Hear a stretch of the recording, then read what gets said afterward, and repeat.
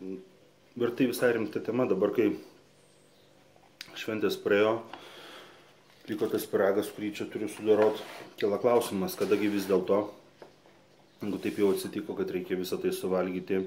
geriausia tą daryti ir kada tą darant būtų mažiausia žala. Čia galioja tie patys principai, kaip ir tas pats principas, kuris vadinasi kultūrizme langas. Rusiškai okno, angliškai window,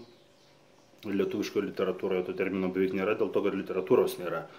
išskyrus, ko gero, tai ką aš parašiau, bet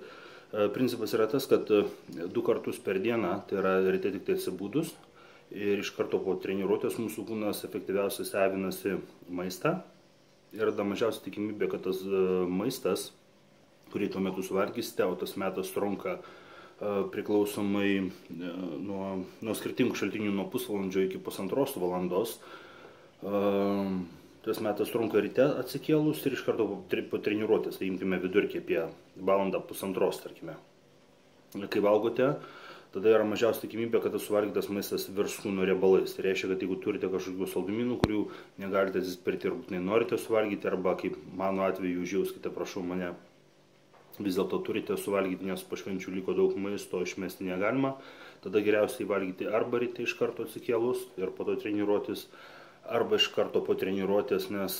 po treniruotės tada tie suvalgyti saldumynai, tos visos kalorijos, angliavandenės statys išeikvotos energijos sąnaudas, kurias vėliau jau sudeginsite sekančios treniruotės metu, tai yra sekančią dieną. Va, tokios tai paslaptys, bet ir viskas paprasta, svarbu jomis naudotis.